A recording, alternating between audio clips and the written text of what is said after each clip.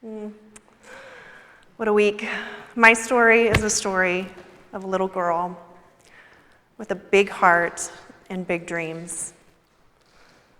A little girl who craved connection and loved connection and visiting with people. And my emotional world was always a really, really big deal to me. I really wanted to learn how to do that well. And there was something in this child that was very wise and that knew that there was something special inside. She learned to hide her dreams, though. She learned to try to fit in, to belong. She was taller than all the kids in her class. She was left-handed, and back in the day when I was in kindergarten, the lefties had scissors that were flat on the top, while the right-handed kids were trusted with the pointy scissors.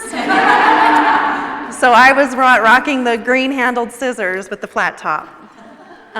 Everything, I just always felt very unique.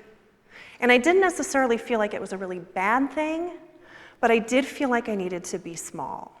I feel like I needed to fit in. So had a group of girlfriends, and we used to play all the time, and we just had the best time. We would play a million things like Charlie's Angels, which I loved so much, and we would play school and teacher, and I'm a coach now. Probably the foundation of that started when I was playing teacher. It was very bossy. I like to think of it as aggressively helpful, but it was probably more on the bossy side. But I had this great group of girls, but I still just felt a little bit different. The way that their families did things, the way that they ate. They always went to church, and we were more cheesters, going on Christmas and Easter, and that was kind of the end of that, you know. So I just felt like I was in this family with 3 older brothers who were very intelligent and into sports, and everything was really performance-driven in my home. So the thing that was special about me or unique about me wasn't really valued about me in my home. So my mom was a boy mom with a daughter. So she always related to me sort of in that way, never fully understanding what I was about. But I had these big dreams, and I would go and I would dream, and I would, the bigger picture was always far more important to me than the day-to-day or the chores, or I was always thinking about my future. And one day we were shopping at the mall. I was with my mom, and I was 4 years old. She'd lost me, and she got super nervous, and she's running all over the mall going, oh my gosh, my 4-year-old, where's my 4-year-old? And if I was a 4-year-old, where would I go? And she was looking in the toy sections and the toy stores, and she found me in the women's shoes. And that's very telling. I always wanted to be 10 steps ahead. I always wanted to be the lady. I wanted to be 10 steps ahead. But again, I learned to keep that just very quiet inside of me and to sort of disown those parts of myself. It never fully went away. When I was in college, I was with some girlfriends, and we were in San Diego on a trip. I always loved San Diego. It's my very favorite city in the US.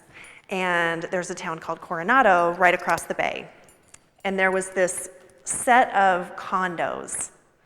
And I thought, that is my dream home. So 3 college girls, hungover in our sweatshirts and Birks, decide, you guys, we need to go look at these condos. We need to get a tour of these condos. And let the real estate agent know that we have the money to cover this. Clearly we can cover this. And so we go on this tour, and just it was just a dream for me just to be in this and to think about living a life in this condo with the view of San Diego out ahead of me. It's what I'm made of, is dreams. But I stand in front of you now as a woman who embodies her dreams and who honors her dreams, and the unique thing inside of me where I wanted to connect with people, where I have this idea, these ideas and visions, and I see what's really unique in people.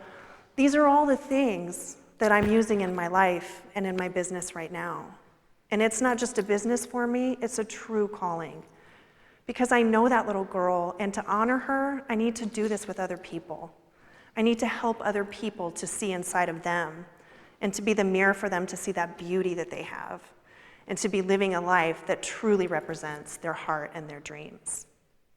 So one of the biggest challenges I have as a coach, I do a big organizational 2-day process with people. And we create the purpose, we are clear on the core values, and then it's time to start thinking about vision. And one thing that I find with women is that it's really, really hard for them to say, I'm here and I want to be here, but I don't know how to get there. And that's my jam. That is what I love to do with people.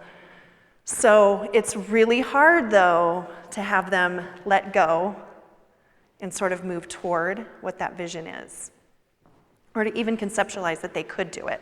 There's this huge gap, and I don't know who I'm going to be over here. But what I can tell you today is that I'm walking that out in my own life. If you have a big dream, be careful what you ask for, because you might get it. You probably will get it if you work towards it, but it's always going to involve a process. And I'm starting to fall in love with process. I think it's just a really interesting idea that the journey can be as enjoyable as the final product. And I love to travel. And when I take a trip, the planning part of the trip is so fun for me. That's the vision part, right? The thinking, oh my gosh, what are we gonna do and where are we gonna eat? And it's just so much fun for me to kind of take people there in their lives. But once the trip is over with, it's kind of like, oh, okay, what's next? You know? It's a really interesting thing to walk women through that and to let them see what's next in their lives, to let them really embody those dreams that they have and start to look toward that bigger vision. Because we all have something inside. We know this. You know this, sitting in these seats. And you've probably known it all your life. Whether you've owned it or you haven't, there's something inside of each one of us that is made for impact in the world. And people need what we have to offer. So to look at who we are as these little girls and these dreams that we have, and to really honor that little girl and the life that we're choosing to live today, and to live a life by choice, and to choose the process and to choose the challenge, that's where our greatest beauty lies. And that's when we become the mirror and we can reflect to the other people in our lives exactly who they are and who they're called to be. To be in community of women, encouraging one another to live out those dreams, to live that bigger vision, and to be really excited about the process. Thank you.